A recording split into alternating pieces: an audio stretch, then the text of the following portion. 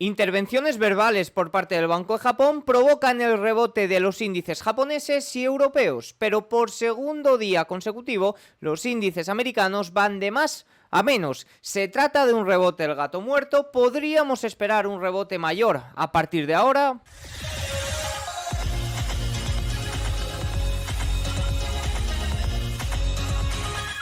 Muy buenas a todos y bienvenidos un día más al canal. Hoy es miércoles 7 de agosto de 2024 y en este momento son las 21:43 hora española, 15:43 horario en Nueva York. En el día de hoy y por segundo día consecutivo estamos viendo como el índice americano va de más a menos después del rebote fuerte de las dos últimas sesiones en los índices japoneses y después de un rebote también considerable en los índices europeos. ¿Qué ocurre? ¿Cuáles son los niveles clave? ¿Cuáles son los movimientos genuinos del mercado que no le permiten continuar con este rebote? Todo eso es lo que vamos a tratar de comentar en el día de hoy. Evidentemente pondremos foco en qué han dicho desde el Banco de Japón, que han provocado una caída o un rebote en el par USD JPY. También hablaremos de una subasta a 10 años muy fea y del movimiento que está provocando en los bonos. Así que nada, dicho esto, vamos con el vídeo.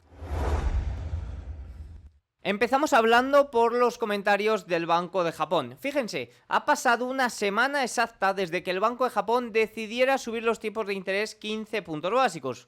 Una decisión que, si bien parece mínima, pues fíjense lo que ha provocado: la segunda mayor caída de los índices japoneses de la historia. Si contamos 2 días, viernes y lunes, ha sido la mayor caída de su historia. Tendríamos que remontarnos a aquel lunes negro de 1987, una subida de 15 puntos básicos. Observen todo lo que ha generado a nivel local en Japón. Ante esto, el Banco de Japón ha realizado en el día de hoy las primeras intervenciones verbales, mostrando que ese plan de reducción del balance para los próximos años, ya que anunció un plan de reducción del balance para el año 2026 o hasta el año 2026, y las previsiones de subidas de tipos que hasta ahora estaban sobre la mesa, pues parece que no van a poder realizarse. Observen, el vicegobernador del Banco de Japón, presionado para obtener respuestas sobre el colapso en curso del mercado, envió una fuerte señal moderada. Creo que el banco necesita mantener la flexibilización monetaria con la tasa de interés de política actual por el momento, con los acontecimientos en los mercados financieros y de capital en el país y en el extranjero siendo extremadamente volátiles. Más importante que esto, ya que sugirió que el banco considera cuidadosamente el estado de los mercados financieros en futuras decisiones sobre la política de tasas y, como señaló anteriormente, se abstendrá de realizar más alzas de tasas cuando los mercados sean inestables. Fíjense lo que dice: a diferencia del proceso de aumento de los tipos de interés oficiales en Europa y Estados Unidos, la economía de Japón no está en una situación en la que el banco pueda quedarse atrás si no aumenta el tipo de interés oficial a un ritmo determinado. Por lo tanto, el banco no aumentará su tipo de interés oficial cuando los mercados financieros y de capitales sean inestables. La reacción ante esta intervención verbal, calmando un poco las aguas de que no habrá mayores subidas de tipos, al menos por ahora. Evidentemente, ¿cómo va a haber mayores subidas de tipos? Si fíjense lo que ha generado 15 puntos básicos. La reacción ante estos comentarios fue que inmediatamente el dólar subió un 2% frente al yen japonés. Algunas opiniones a mayores sobre estas y luego hablaré un poquito también de mi visión un poco más personal. El mercado japonés nunca se volverá estable y, al hacerlo, evitará más alzas de tasas. De hecho, se volverá tan inestable que el Banco de Japón tendrá que recortar sus tasas nuevamente. Evidentemente, el Banco de Japón, propietario del 47% de la deuda del gobierno japonés, está en encrucijada. Es que al final esto es culpa de todo ese intervencionismo tan grave o que va a desencadenar en algo grave que ocurre en Japón. Y claro, podríamos preguntarnos: Diego, ¿cuál es la solución de todo esto? Pues una, bajar los tipos; dos, un reset completo; y tres, la verdad que no se me ocurre otra que no sea un reset completo. Otra, pues bajar los tipos de interés y seguir un poco en esa misma línea. Evidentemente ayudará considerablemente cuando bajen los tipos de interés en Estados Unidos. ¿Por qué? Bueno, este carry trade al final y este movimiento tan fuerte, sobre todo en los mercados locales, también viene un poco porque el gobierno de Japón tiene gran parte de este carry trade también, ¿no? Pero al final, cuando bajen los tipos de interés en Estados Unidos, en Europa, en Occidente en general, bueno, pues muchos de los fondos fondos que estaban buscando financiación en yenes, pues evidentemente podrán hacerlo de una forma mucho más barata en sus propias divisas, en euro, en dólar y demás. Al final, todo este movimiento tan fuerte que se ha generado en el carry trade y que ha afectado sobre todo también a las tecnológicas, al Nasdaq, se debe a que muchos fondos trataban de buscar esa financiación barata. Evidentemente, los problemas que tienen internos el gobierno y el Banco de Japón no van a desaparecer, pero bueno, sí que es cierto que sobre todo para esa correlación que existe con el Nasdaq, las bajadas de tipos en otras regiones pues ayudan bastante. Desafortunadamente para el Banco de Japón, al admitir la derrota, simplemente cavó su propia tumba por última vez. Habiendo capitulado ante un mayor ajuste simplemente debido a un modesto mercado bajista en acciones. La presión en toda la corte para vender el yen ha vuelto y esperamos que no se detenga hasta que la moneda alcance nuevos mínimos históricos en un futuro muy cercano, con el Banco de Japón ahora completamente imponente para hacer algo mientras la hiperinflación de Japón finalmente entra en acción. Básicamente lo que hay que rezar es que la inflación se mantenga controlada. En caso, como dicen aquí algunos analistas, de hiperinflación, podría haber un problema muy grave en Japón. Y ahora nos sentamos a observar cómo se restablece el carry trade y el Banco de Japón intenta desesperadamente reflotar el titánico carry trade de 20 billones de dólares, como informamos el domingo por la noche, ahora está en proceso de hundirse. Sobre todo este es el gran problema, el carry trade local que existe en Japón de 20 billones de dólares. La buena noticia, al menos para la administración de Kamala Harris, es que la concesión del Banco de Japón en pánico permitirá que las acciones estadounidenses suban una vez más a medida que se restablezca rápidamente el carry trade. Bueno, ¿se va a restablecer el carry trade con esta subida o posible subida que pueda haber del dólar frente al yen, sobre todo debido a estas intervenciones verbales? Bueno, habrá que ver un poco cómo es esta subida nueva del dólar. ¿Se irá a nuevos máximos? La verdad es que no tengo ni idea. A ver, al final hay que tener en cuenta esta correlación tan fuerte entre el dólar y el yen y el Nasdaq. Al final, este carry trade, bueno, pues ha afectado sobre todo a los mercados americanos, pero donde más efecto tiene es, como digo, en lo local y sobre todo en estos 20 billones de dólares del gobierno japonés que estaban en este carry trade. Por tanto, ¿cómo se ha desmantelado este carry trade? Ayer hablábamos y veíamos cómo, según Goldman, según JP Morgan, entre un 50 y un 60% ya estaba desmantelado. ¿Va a volver a posicionarse de esta forma, financiándose en yenes? Veremos a ver, como digo, debido a que van a bajar los tipos de interés o el ciclo de bajadas de tipos de interés en Occidente ya está empezado, pues podrían empezar a buscar una financiación más barata por ese otro lado. Por tanto, eso también hay que tenerlo en cuenta y puede que esta correlación se descorrelacione, ¿no? Al final, creo que últimamente estaba viendo algunos comentarios que dicen, bueno, ahora todo el mundo habla de carry trade y demás y de lo que está ocurriendo en Japón. Bueno, yo creo que esto no es ningún cisne negro, la verdad. Yo creo que a muchos analistas nos ha sorprendido la magnitud, pero no la dirección o la causa de esto de Japón. A mí me ha sorprendido sobre todo la magnitud de todo ello y cómo se ha llevado por delante también o ha afectado a otros mercados, sobre todo el mercado de volatilidad, como el VIX se disparó a 65. Eso es lo que realmente me ha sorprendido, no la dirección. Creo que esto era muy previsible. De hecho, yo ahora puede que esté más metido y tengo más conocimiento, pero hace un año no tenía tanto conocimiento y ya hablaba en el canal de los problemas que estaba generando Japón. De hecho, antes del desplome masivo del viernes, el mismo miércoles, cuando subió los tipos de interés, ya hablábamos de cómo esto podía desapalancar posiciones tecnológicas para tratar de cubrir pérdida. Es decir, esto no es ningún cisne negro. Evidentemente, ahora se habla de ello porque está ocurriendo y ahora también se presta más atención a ello, pero sí que es cierto que, y no solo yo, hay había muchísimos comentarios en Twitter y de muchos youtubers, tanto nacionales como, o sea, tanto en habla hispana como americanos, que hablaban del problema que podía generar esto. Lo que a mí personalmente me ha sorprendido es la gran magnitud. Dicho esto, un punto importante del día de hoy fue la subasta 10 años, que sí que es cierto que actuó como catalizador del giro que ha habido en primer lugar en la renta variable. Fíjense el S&P 500 que estaba subiendo un 1% y en este momento 0,57 por abajo, y también sobre todo en el rendimiento de los bonos americanos a 10 años que se han disparado, están casi rozando el 4% después de tocar el 3,6% el lunes. Fíjense, fea subasta 10 años, años, la venta se detuvo en 3,96, retrocediendo un poco más de 3 puntos básicos, ya que la relación oferta-cobertura, el bit cover de toda vida de 2,32, fue el más bajo desde diciembre de 2022. En cuanto a la demanda, bueno, por los distribuidores, fíjense, 17,88, más del 15,5 de la media de 6 meses, los locales 15,9 frente a 17,1 y los indirectos, los extranjeros, que se llaman 66,2 frente a la media de 6 meses de 67,5. Es decir, una subasta bastante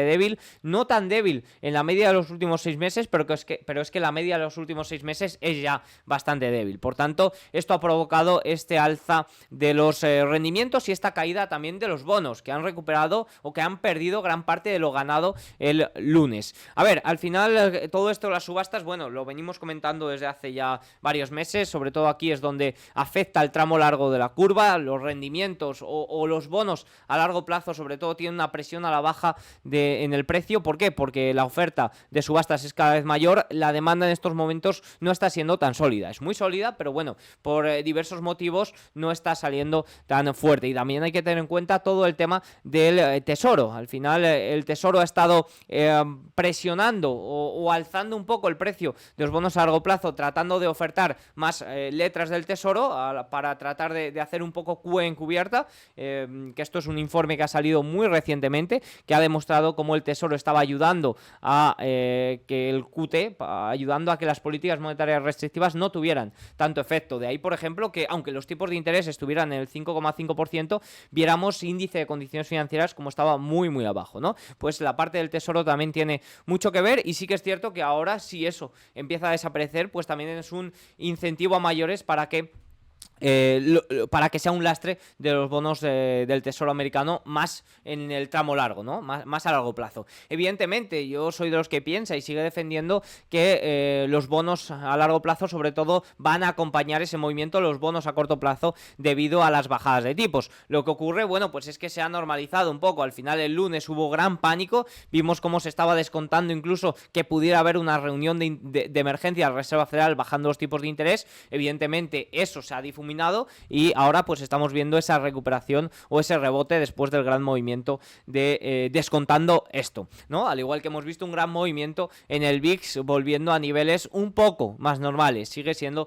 bastante elevado. Y de esto vamos a hablar, el rebote del gato muerto, porque bueno, en el día de hoy pues oye, podemos hablar de que ha sido debido a esto de las subastas, pero aún así ya van 2 días consecutivos que el S&P 500 intenta recuperar este nivel de los 5.300 y queda por debajo, que para mí es un nivel clave. 5.315, 5.300 son 2 niveles muy claves. Fíjense que si ponemos en semanal, vemos cómo es la media a 10 semanas, que es un equivalente a la media de 100 sesiones, lo que está actuando como nivel de resistencia importante. Fíjense que a falta de 5 minutos seguramente haya un mock vendedor, unas ventas a última hora bastante grandes, porque fíjense, está cayendo un 0,75%, perdiendo incluso el 5.200. Bueno, si estaban siguiendo mis últimos informes, esto es algo que tenía muy en mente, es decir, los movimientos genuinos que yo llamo del mercado, movimientos sin catalizadores, no estaban siendo muy positivos. CTA vendedores, desde el lunes pueden vender hasta 18.000 millones en el propio índice S&P 500. Gamma negativa, vamos a hablar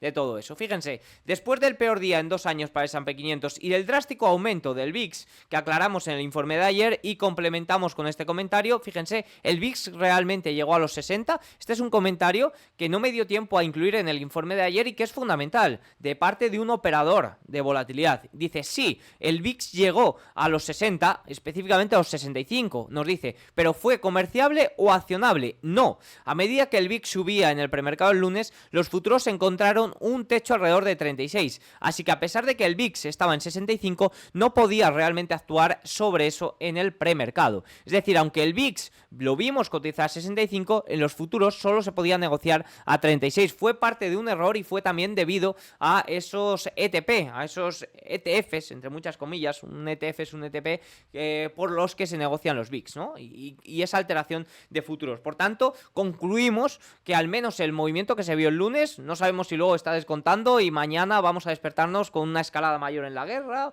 o que haya algún problema mayores. Pero lo que estaba descontando el lunes o el movimiento por el que se fue el VIX a 60, 65 se debió exclusivamente a algo en los mercados de volatilidad, no algo ajeno. Esa yo creo que es la conclusión que saco, es decir, no hay que buscar factores externos, los factores externos justifican hasta un punto, hasta ese 36 que nos dice por ahí. El llegar a 65, el llegar a niveles el llegar a niveles de 2008, llegar a niveles de 2020, parece que no está justificado o que está justificado exclusivamente por tema de volatilidad. Más allá del error o lo que haya ocurrido en el VIX, McElligor de Nomura lo resume bastante bien lo que está pasando en los mercados de volatilidad. Al final es uno de los mejores analistas y operadores de volatilidad. Es notable, y a pesar de haber caído absolutamente desde los picos extremos de volatilidad hacia un fuerte reajuste de ayer, en este preciso momento y en una instantánea las métricas de volatilidad de acciones de Estados Unidos siguen valorando una distribución anormalmente grande de resultados para la trayectoria del mercado desde aquí. La volatilidad eventualmente se calmará, pero el daño en los últimos días ha sido enorme y los mercados nerviosos seguirán afectando a la mayoría más tiempo.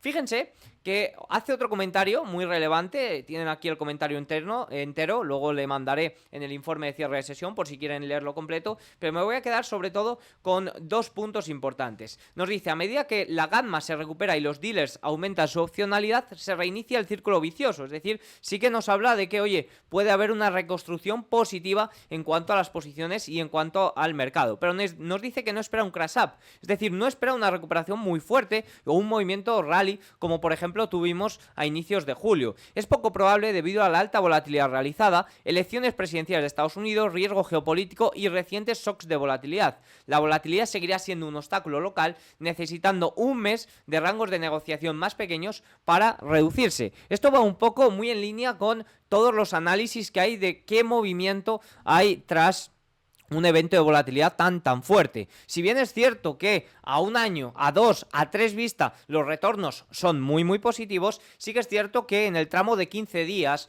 de un mes, vemos cómo puede haber liquidaciones un poco mayores, como por ejemplo podemos estar viendo en el día de hoy, que se está perdiendo el 5200, podríamos ver rangos de movimiento más pequeños, rangos de volatilidad, o sea, rangos más bien laterales. Por tanto, no hay que buscar, o yo en este momento no estoy buscando un rebote fuerte, en este momento, al menos por ahora. Por tanto, no andaba muy equivocado ayer hablando de que a partir de ahora finalizan los datos macro, eso es importante, los datos macro no son tan importantes, mañana tenemos peticiones semanales de subsidio, pero los datos macro que desde el jueves han movido mucho el mercado en cuanto a las suposiciones de la economía estadounidense han desaparecido. También los resultados empresariales importantes hasta que presente Nvidia a finales de agosto. Al menos por esta semana. Entrando en juego lo que personalmente yo llamo que son los movimientos genuinos del mercado, movimientos que no están o que no se deben a catalizadores externos, que son macro, que son micro o que es un poco todo lo que ha movido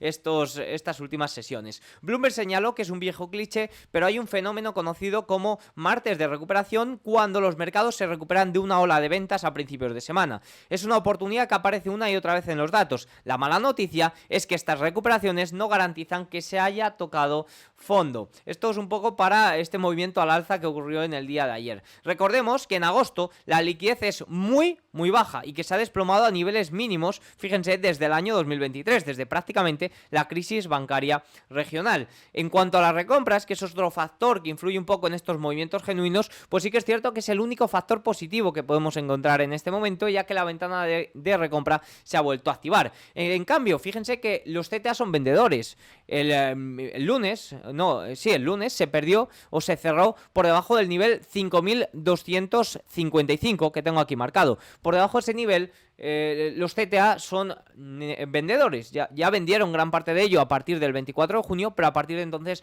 vuelven a ser vendedores. ¿Qué son estos CTA? Básicamente son fondos buscadores de tendencia, fondos algorítmicos, son inversores no fundamentales, les da igual lo que compran o lo que venden, lo único que quieren es sumarse a las tendencias y marcan niveles, umbrales, que suelen actuar como soporte para los algoritmos, y por debajo de esos umbrales son vendedores o compradores. Debido a un posicionamiento tan elevado, las ventas están siendo muy elevadas y para esta semana, ya que el lunes se cerró por debajo de ese 5.255, se esperan ventas de por lo menos 18.000 millones de dólares exclusivamente en el S&P 500. Y luego, uno de los puntos más importantes a tener en cuenta en estos movimientos genuinos del mercado, que nos ha venido muy bien, en primer lugar, para predecir esa estacionalidad positiva de julio, porque al final yo en este momento parece que no estoy siendo muy positivo, pero yo en julio, las primeras 2 semanas era súper positivo. O sea, yo me muevo mucho por los flujos, no tengo ningún sesgo, ni mucho menos bajista. Yo lo que quiero es que suba y tratar de ganar el máximo dinero posible. Pero fíjense que la gamma nos ha mostrado cómo en un mes, desde inicios de julio hasta en este momento, ha pasado de su nivel más alto en su historia, de su nivel más positivo, a uno de los niveles más negativos desde el año 2023 y el nivel más negativo, sin ninguna duda, del año 2024. ¿Qué significa todo esto? Básicamente, cuando la gamma es muy positiva, pues será muy difícil operar contra tendencia. En este momento que la gamma es muy negativa, pues es muy complicado ir contra tendencia, pero cambia el asunto. En su momento era ir a la baja, en este momento ir al alza. Fíjense lo que nos dicen desde Goldman.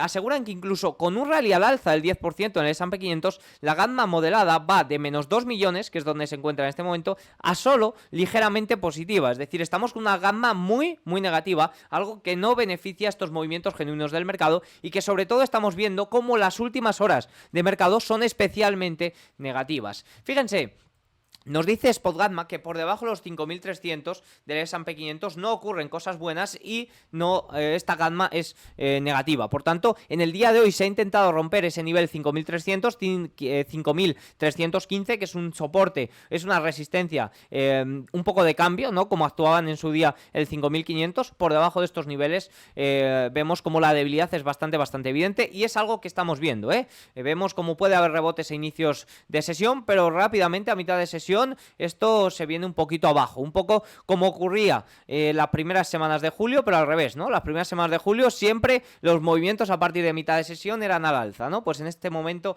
un poco al revés. Y luego un poco el gráfico que vengo mostrando desde el lunes, que es que bueno, que sí, que tras un evento del VIX tan fuerte, pues solemos ver recuperaciones, pero que tardan un poco. Fíjense cómo los primeros días pues se podrían ver mayores correcciones, un rango lateral, ¿no? Hay que reestructurar mucho este rebote, como dice McElligor de Nomura. Y bueno, este gráfico pues un poco más después de movimientos tan fuertes del VIX. Sí que es cierto que a 1, 2, 3 años, 4, pues los retornos son positivos, pero vemos como en el corto plazo hay un poquito más de dificultades. Y bueno, me repito un poco de lo que comenté ayer. Creo que el vídeo de ayer se resume muy bien en se sube en escalera, se baja en ascensor, y en el día de hoy pues un poquito también. Evidentemente yo no voy a tratar de buscar el piso, yo no busco el piso, no quiero adivinar este piso. ¿Por qué? Porque las caídas son en ascensor. No sé hasta dónde puede caer, pero bueno, sí que intentaré con la reconstrucción o lo que sí que intento es con la reconstrucción de este rebote, pues ir incorporándome en pisos, ¿no? Y a partir de ahí, pues tratar de buscar opciones al alza. Al final, se sube en escalera y se baja en ascensor. Esto es siempre así. No me gusta mucho, no soy muy amigo de buscar suelos, pero bueno, sí de incorporarme a pisos, y si puedo incorporarme al primer piso o al segundo piso, pues mejor que al 10º, que es un poco lo que ocurrió a finales o en las 2 primeras semanas de julio. Dicho esto, vamos a echar un vistacillo a 2 comentarios importantes que quiero hacer. En primer lugar, ayer presentó resultados SMCI, muy relacionado con Nvidia. Presentó unos resultados horrorosos tras el cierre de mercado. Lo sorprendente, o lo que a mí me sorprendió, es que subía. La primera reacción fue al alza. Evidentemente ha cerrado a la baja el día de hoy y rápidamente fue a la baja, pero fíjense, un beneficio de operación de 6,25, por debajo de las estimaciones de 8,25, ingresos también por debajo, y lo único bueno que veía es que anunció un split, pero es que ni eso, unos resultados horrorosos. Fíjense los márgenes, se han desplomado 580 puntos básicos hasta 11,3.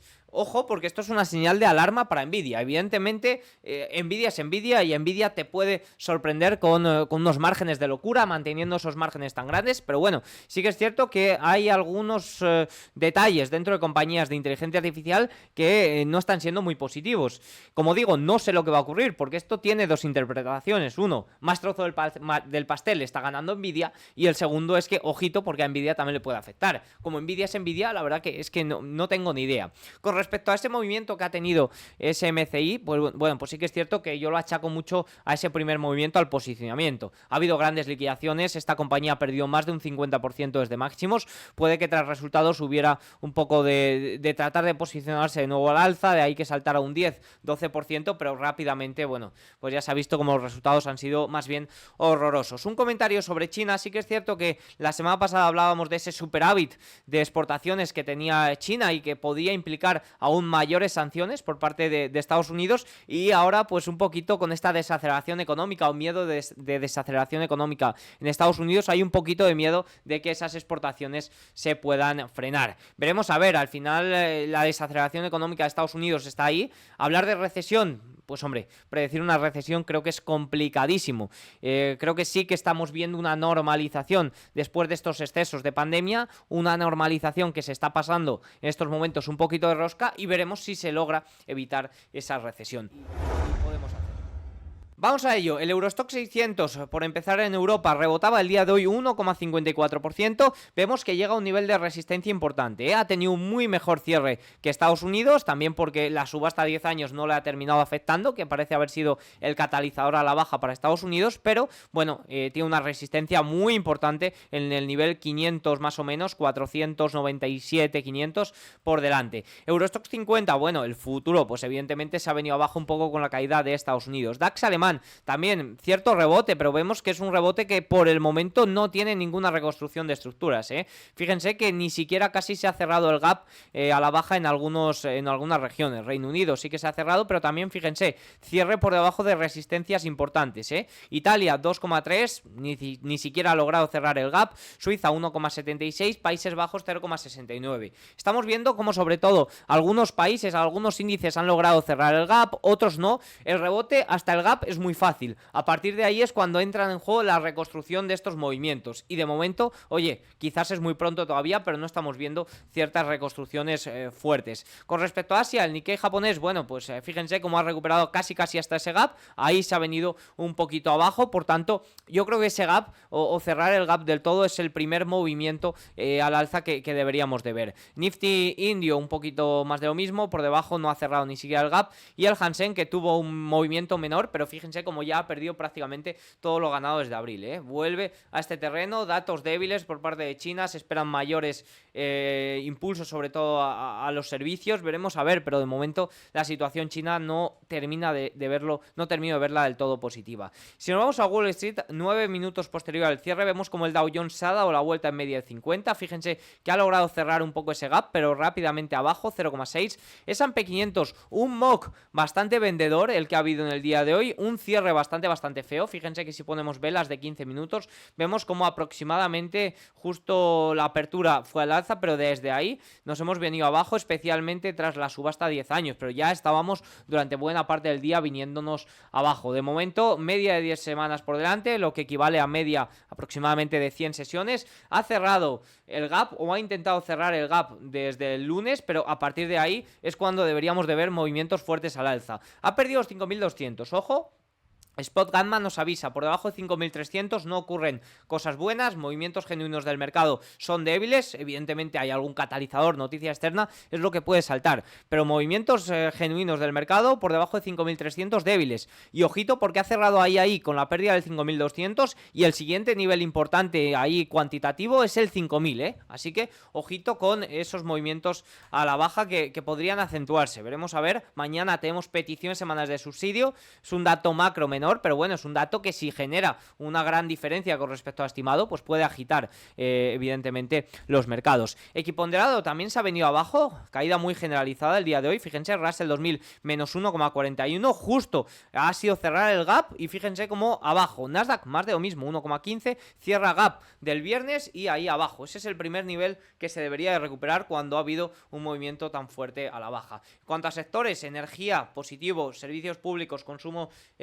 servicios públicos, servicios de comunicación, más positivo el día de hoy, salud, materiales básicos y cíclico, muy débil, de ahí por ejemplo esta caída también un poco fuerte del Dow Jones. Si observamos los 7 magníficos, ha habido una liquidación fuertísima las últimas sesiones, fíjense, más de lo mismo, se recupera Gap y de ahí abajo. Apple el día de hoy ligeramente positivo, pero fíjense como ni media de 50, ni siquiera ha llegado al Gap. Microsoft un poquito más de lo mismo, Gap. Nvidia, fíjense, cierra un 5%, ya hablábamos en Nvidia como volatilidad implícita muy fuerte, se esperaban movimientos de un 4 o 5%, acelerados por todo esto que ha ocurrido y bueno, pues es que Nvidia te mueve un 4 o 5% arriba o abajo de una, bueno, pues 5% abajo, quizás también la por todo eso de SMCI, como digo, ¿le puede afectar o no? es que, si os soy sincero, no lo sé. Habrá que esperar sus resultados, no lo sé. Yo sobre todo en resultados juego mucho con posicionamiento, ya hablaremos de eso cuando se vayan acercando. Amazon 0,55, Google 0,16 arriba, mismos movimientos, Tesla 4,4% arriba, mismos movimientos, Meta un poquito, oye, mejores movimientos en rango lateral. Fue la que mejor resultados presentó, Meta, todo hay que decirlo, y bueno, pues quizás eso haya ayudado. De momento, no veo una reconstrucción clara de rebote. Un último comentario, rendimientos 3,95. Ha habido un movimiento muy fuerte aquí después de ese movimiento de viernes y lunes. Al final, descontando, pues oye, que esa reunión de emergencia de la Reserva Federal parece tener las patas muy cortas, es algo que no se va a producir y bueno, pues hemos visto una corrección de todo esto. El VIX cierra por debajo de los 30, pero bueno, sí que ha tenido un movimiento al alza el día de hoy. West Texas, tras datos de inventario, rebotaba después de la caída de los últimos días, también quizás un rebote, oye, debido a que el dato de ISM conocido el lunes salvó un poco la papeleta de esos miedos por la desaceleración económica estadounidense. Con respecto al oro, 0,13%, sin grandes movimientos, cierra ahí alrededor de los 2.400. Sí que es cierto que movimiento un poquito a la baja, nos avisaba sobre todo el lunes con esa caída de que, oye, puede que no esté pasando nada a mayores porque no estoy reaccionando al alza, el oro, ¿no? Eso podía ser una cierta pista. Con respecto al Bitcoin, el que yo considero personalmente el activo refugio digital, bueno, pues en el día de hoy cae un 2,16, muchísimos bandazos, fíjense que caía el lunes, llegó a caer bastante, caía finalmente un 7,15%, y yo tengo una opinión sobre Bitcoin que muchas veces es criticada, pero bueno, yo soy muy bitcoiner, yo estoy en Bitcoin desde 2018, confío muchísimo en ello, creo que es el activo en el que más confío, pero sí que es cierto que comprendo que no actúa en estos momentos como un activo refugio digital, sino que actúa más bien como un activo de riesgo, ¿no? Es decir, no podemos compararlo con el oro, tiene una volatilidad muchísimo mayor, pero hay que comprenderla, hay que jugar con ello también, ¿no? Y creo que esa es un poco la magia que tiene el Bitcoin. Para mí es un activo que oposita muy fuertemente a ser un activo refugio de futuro, pero en estos momentos, quizás debido a la opción, quizás debido a la juventud que tiene también, bueno, pues se comporta o sus movimientos van muy correlacionados con el Nasdaq 100. Al final, si sacamos datos de correlación, vemos como en un pequeño plazo, pues oye, puede haber una descorrelación bastante clara, pero si ponemos más amplitud de miras, la correlación es bastante elevada. Y comprendo que se mueve así, pero es algo que hay que comprender y que, oye, es una inversión, ¿no? Hay que conocer los beneficios y los inconvenientes de todo ello. Si nos vamos a los bonos, fíjense el TLT cómo ha recogido. En estos momentos cierra en 95, cerrando un poquito el gap. Al final un movimiento muy similar a las acciones, ¿no? Cerrando ese gap de apertura del lunes también los bonos. Personalmente liquidé la mitad de mi posición alrededor de los 97-98. Tengo la otra mitad a niveles muy bajos, por debajo de 90, como siempre digo, y lo tengo protegido, es decir, oye, tengo un stop ahí por encima de la entrada, ya he ganado la mitad de ello, veremos a ver si ganamos el resto. Sigo confiando, pero oye, no me voy a posicionar en bonos a largo plazo en niveles de 95 ni superiores a 90, eso es algo que vengo defendiendo bastantes meses. Con respecto al dólar, ligero alza el día de hoy, 0,19%, un movimiento muy similar en todos los activos, intento de recuperación, de reconstrucción, de normalización, pero sí que es cierto que patas muy cortas lo que están teniendo estos rebotes. Por último, para mañana solo tenemos un evento medianamente importante, peticiones semanales de subsidio, resultados empresariales, también alguno por ahí, pero bueno, son de segunda escala. Así que nada, tienen todos los datos, espero que les haya gustado el vídeo, si es así, hacedme saber con un like, un comentario y nos vemos mañana. Chao.